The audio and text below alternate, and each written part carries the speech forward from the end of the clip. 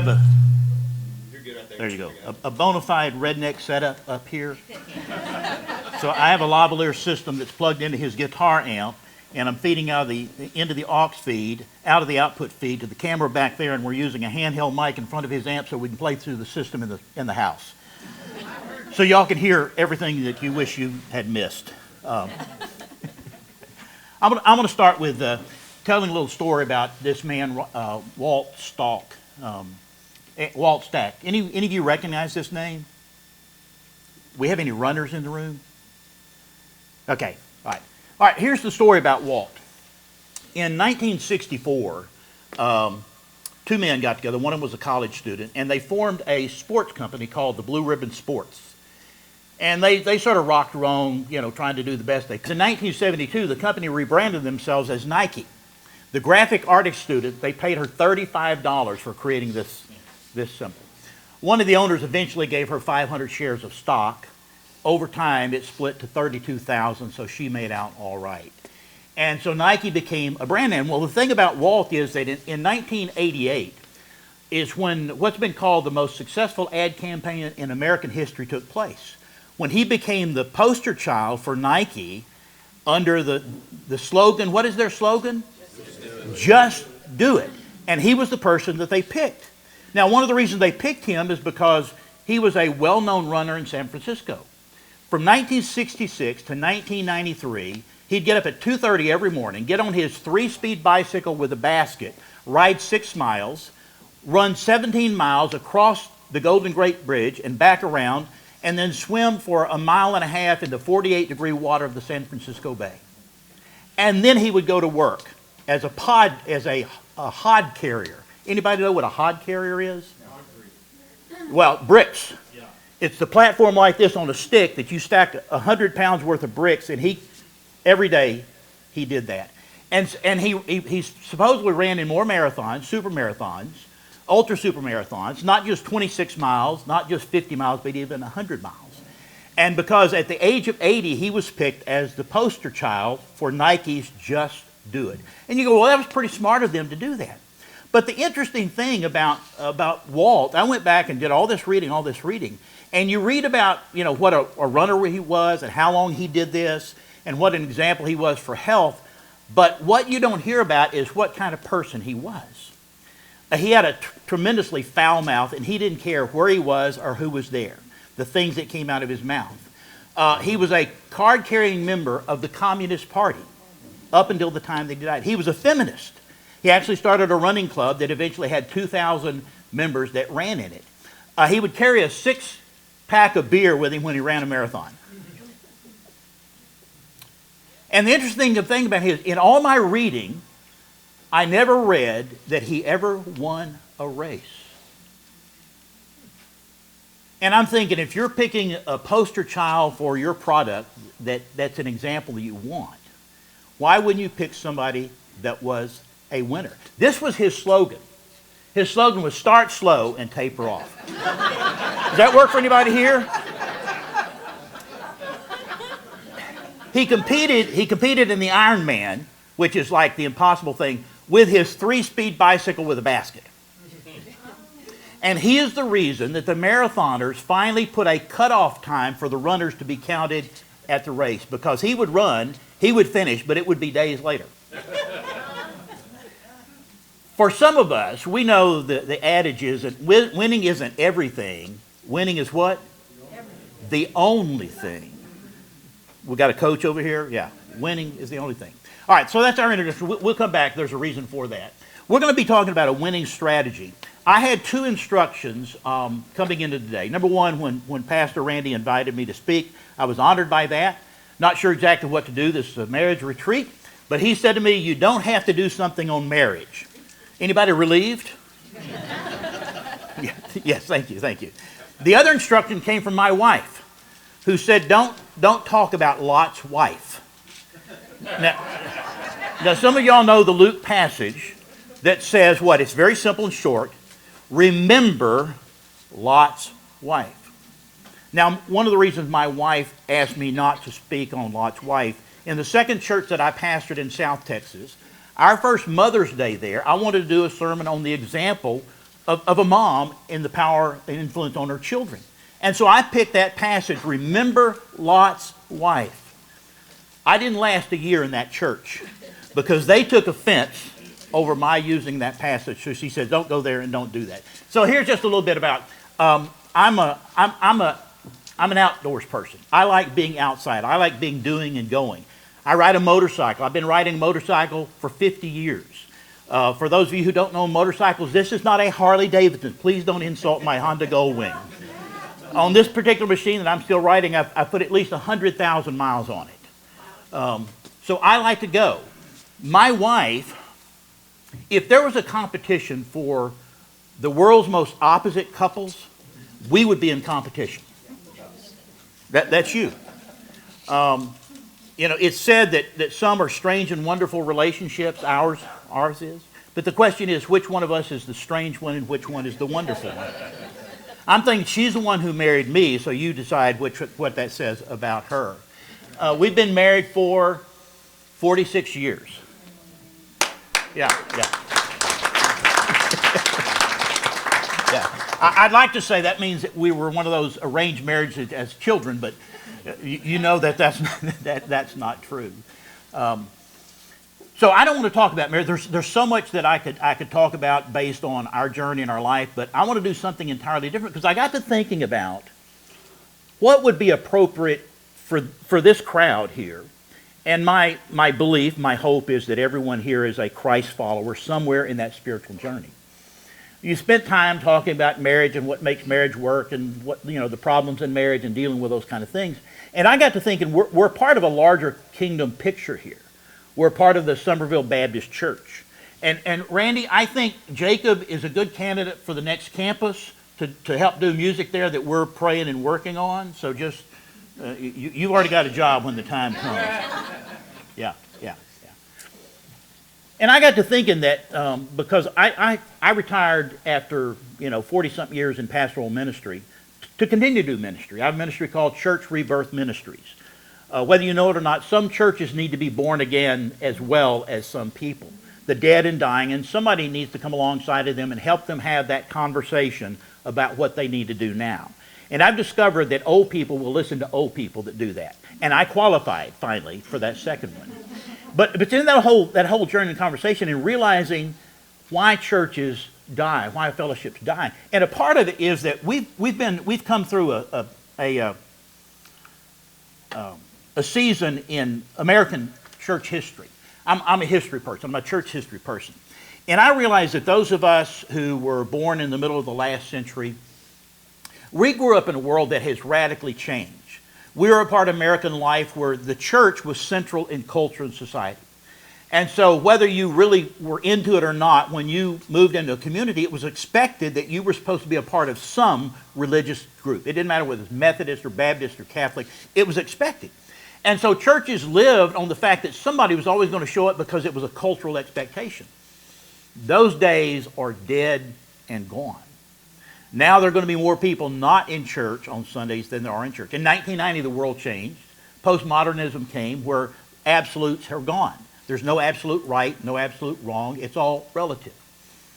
It's when the world became urban. More people live in urban areas than in rural areas for the first time in human history. And so not to even talk about wokeism and all the other kind of insanity that's going on. So churches that bought into the old model that church life was essential to all Americans, and they operated like that. They became very inwardly focused. What do we like? What do we want? Who are we? And those who want to have a part of what we have, they're welcome to come and join us. And there was enough smattering of trickling in, and then you had children and grandchildren that became a part of that. And so as long as the dead didn't outnumber the living, you felt like you were a successful church. And then COVID came along. And a lot of things happened. I interviewed a young man, he's 62 years old, who surrendered to ministry unto me 30 years ago. And for the last 15 years, he's been pastoring a church in Norfolk, Virginia. Well, that's the biggest, naval station in the country. And so for the 15 years, they've had Navy personnel come in there, be a part of the church, and then send them out around the globe. They had baptisms. They're always sort of healthy. And then when COVID came, the military quit sending people there. And they realized that it was just them and they were not reaching anyone.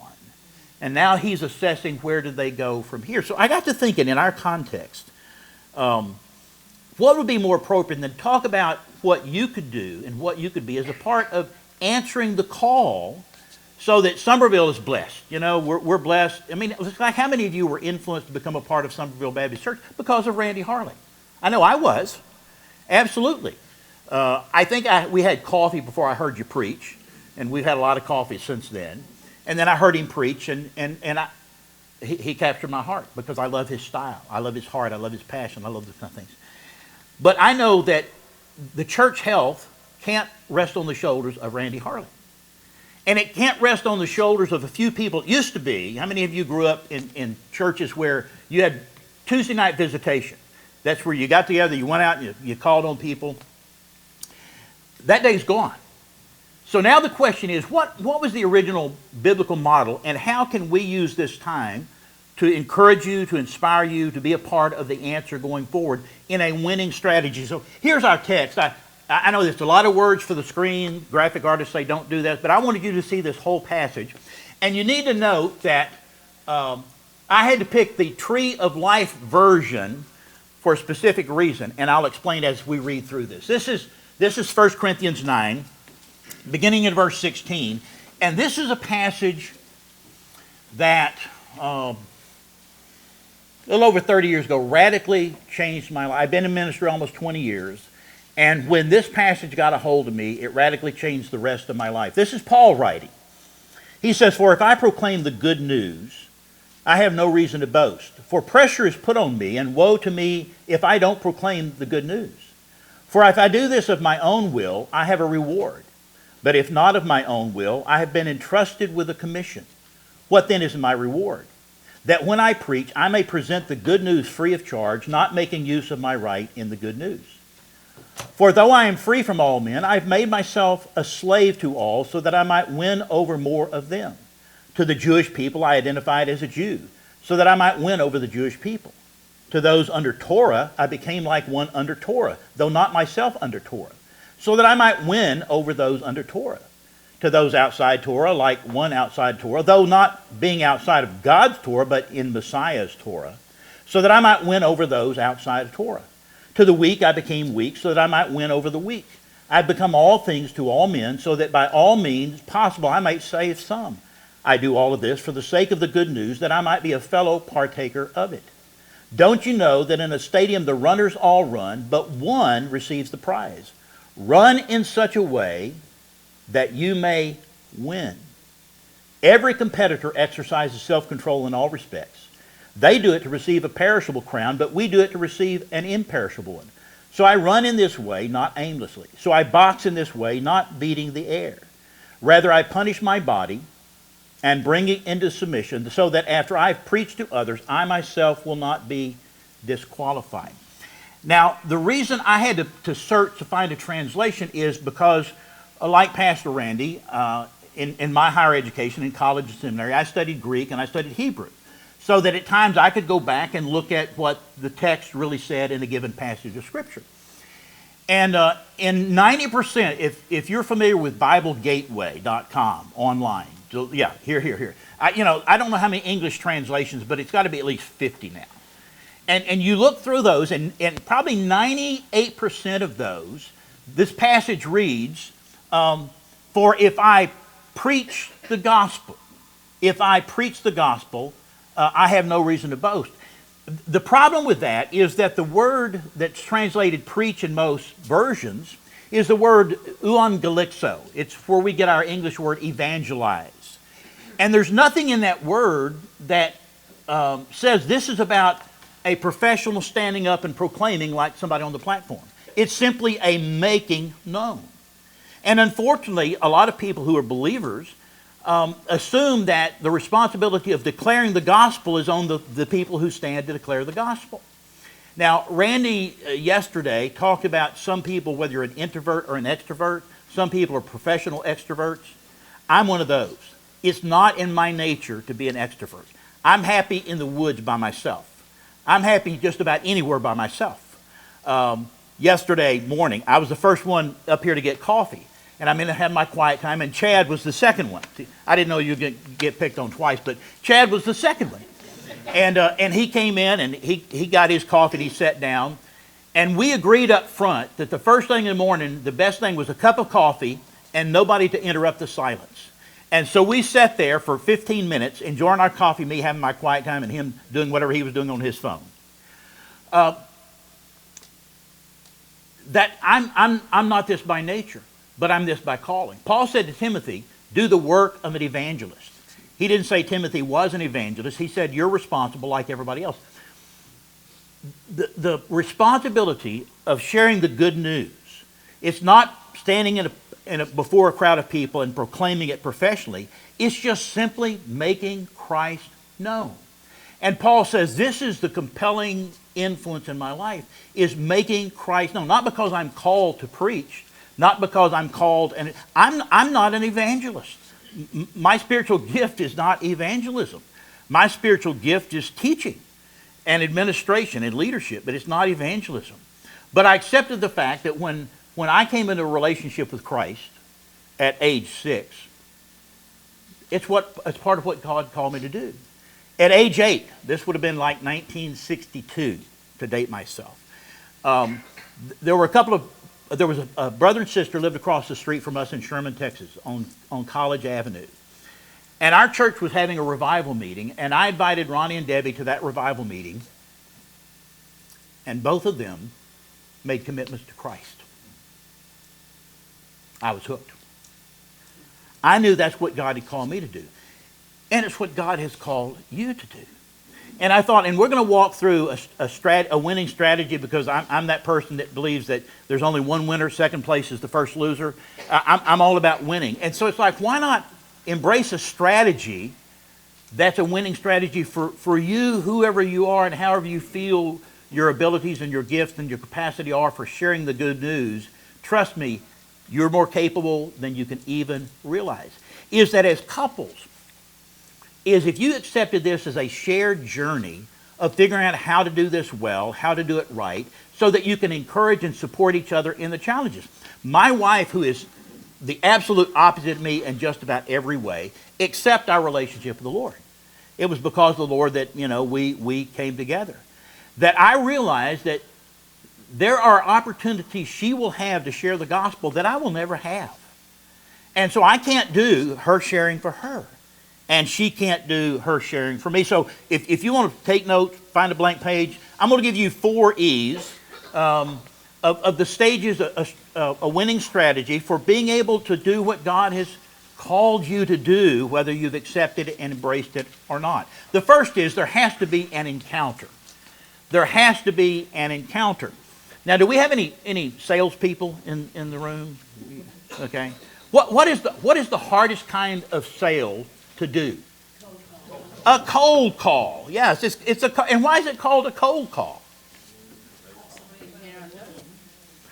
Yeah. Now, back in the day, here I've got a whole list of these. Back in the Fuller brushes, you guys just go from door to door. Encyclopedia. How many families back in the 60s bought World Book encyclopedias?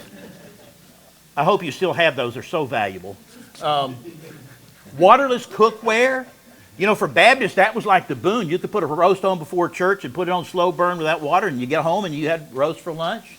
Vacuum cleaners. How many bought a Kirby vacuum cleaner from a... Well, we did. Yeah. Somebody, I was pastoring a small church in South Texas, and the one that I got in trouble over, Lot's wife, and there was a Kirby guy came by. Now, we were providing our own mobile home to live in on church property. My salary was $400 a month. Oh yeah. And the Kirby guy came around, and I said, dude, come back and see me in a year. You know who showed up in a year? And I bought a Kirby vacuum cleaner. And then Bibles. I know this is not a politically correct story, but there's a place that it plays here. About the Bible salesman, there was a man who had a problem stuttering. And he had a hard time finding a job because his stuttering stood in the way of his doing effective work. And he saw an ad for Bible salesman. He thought, I can't do anything else. Maybe I can do that. So he went and he signed up, and they gave him a box of Bibles and said, good luck, I don't know how you're ever going to do this. And he was gone a little while, and he came back and he said, I need more Bibles. And he kept doing this until he was the top salesman for the Bible sales company. And so they had a big banquet, and they asked him, they said, would you please come and tell us how you have been so successful in selling Bibles? You have this, Mel Tillis problem of stuttering. He said, well, it's pretty simple. He said, I go to the door and I knock, and I say, I'm here to sell you a Bible. Do you want to buy one, or you want me to read it to you?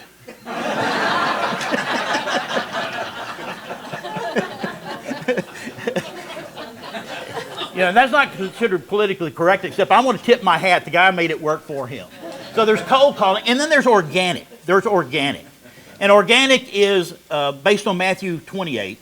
And again, I had to find a different translation to do this appropriately. The Young's literal translation is, having gone, then disciple all the nations, baptizing them in the name of the Father and the Son and the Holy Spirit.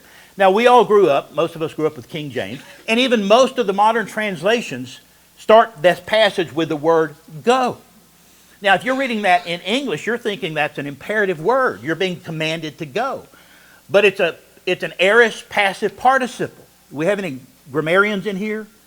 What do you do with an aorist passive participle? That's what you do with it right there. You don't read it. You don't read it. It's not you're commanded, it's recognizing what you're already doing. Having gone. So the command of the Great Commission isn't to go. The expectation is you're going anyway. While you're on the way, while you're doing things. And then, Randy and I have talked about this, and you can get over this and go back and challenge your Sunday school teacher. The passage does not say make disciples. There's no Greek word in this passage that says make. It means disciple. Having gone, disciple those. And the reason I came across that is we planted a church in 1993 to reach unchurched people. And if y'all went by the biker bar up here? Horse Feathers. If y'all were by there last night, do you see the parking lot? I mean, there was no cars there, right? It was all Harley Davidson. There wasn't a Honda in that crowd. All Harley Davidson. And as we drove by, that resonated with me because those were some of the very kind of people that we reached. Before I planted that church, I did the funeral for an outlaw biker in Maryland because the funeral home said they don't have a church. We think you can handle them. I'm not sure what that said about my reputation. But anyway, and then I got to visit Hell's Angels in the hospital.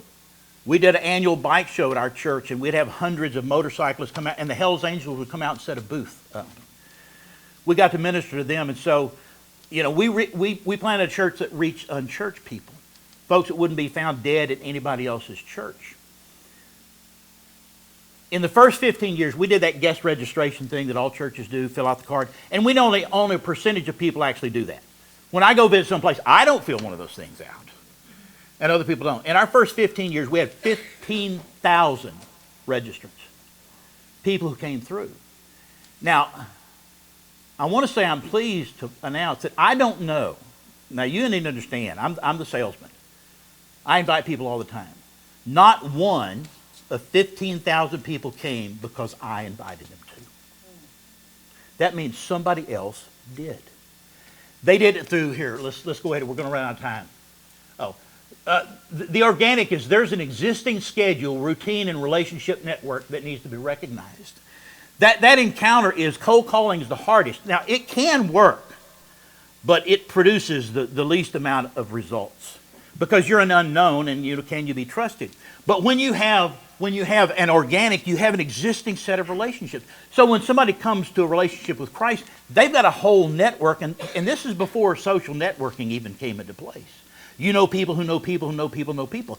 So yesterday morning, we're sitting out there, and I'm trying to, figure Chad out.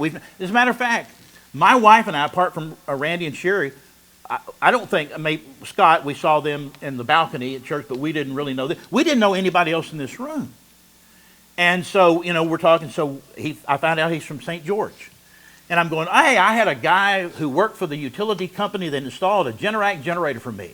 And we got talking around, and it's somebody that he knows from up there. You see, there's that organic relationship. We talk about 6 degrees of separation. There's no more than 6 degrees separating any two people on the planet. That's far too wide a gap. It's much closer than that. You see, the encounters of the gospel are what already exists. You can do cold calling, but when you simply take advantage of the people, there's some people that you know that need the gospel, that there's not another believer on the planet will have the opportunity to share the gospel with them. And what does that say about your responsibility? And then the first E is encounter. The second is to engage. Engage. There's the nonverbal, and we talked about that yesterday in relationships. It's the things that you do before you ever utter a word. I like this quote. What you do speaks so loudly I can't hear what you're saying. Ralph Waldo Emerson. Now, what does that mean? That means that people watch what we do. People watch how we conduct ourselves. People watch before they ever hear anything that we utter out of our mouths, and they're making a judgment assessment about us as to whether we're worth listening to before we ever say a word. You know, the question is, are we credible enough to listen to? Anybody recognize this? I'm trying to read this to you. Giovanni di Pietro di Bernardone.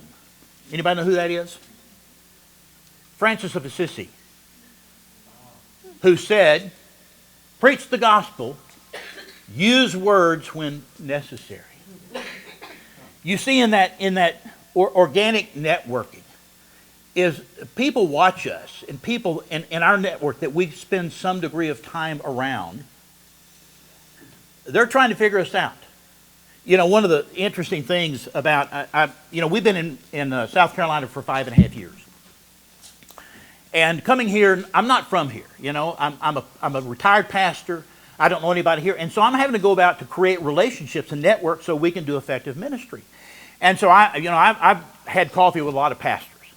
In 1 year, I visited 35 different Baptist churches in the area just to see what was going on. My wife got stuck playing the piano at one church that didn't want me as the preacher. So anyway, she stayed there, and it gave me a chance to get around. And I realized that when Randy and I met, there's an interesting phenomenon about nonverbal communication. It's like if you're at a ball game, if you're on one of those bleachers, and somebody you don't know sits too close to you, what is your tendency to do? Slide over. They've just violated your personal space. Now, if it's somebody that you do know, or somebody that sort of presents themselves as not a threat, you're okay letting them sit close to you. The same thing happens in terms of the opportunity of the gospel. That how we live and how we function, how we carry ourselves, how we present ourselves, whether we had a bath and put on foo-foo juice or not, you know, it affects whether people are going to listen to us in this whole context. So there's the nonverbal part of engagement before what you ever utter a word, and that's when the things that come out of our mouths. Seeking a personal point of connection, common interest, experience, or network. That's what I did with Chad. And then I think it was the same time when David Lethco came in. Well, I didn't know David. I know David's dad. David's dad dropped in at a church service where I was doing an interim pastorate. I didn't know who he was. I knew he was a preacher because he looked like a preacher. My wife and I both said, we don't know who it was. It's a preacher. And afterwards we got to talking, and he liked to talk. Lord have mercy. He's not an introvert, is he? No, Jerry is not an introvert. He's one of those guys, it's like he never met a stranger, and if you got time, he's got all time plus tomorrow to talk. But that, you know, that verbal in connecting, you're looking for when you're trying to build relationships with people that you don't know. It's like you know them.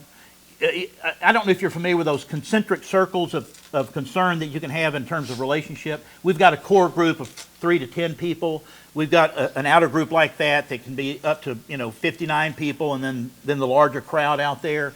And how we relate to each one of those. The people in the inner circle we know well. And most of those we know where they are spiritually, because as believers, the statistic is that the average adult, from the time they come to faith, within 5 years, they won't have any close friends that are not believers.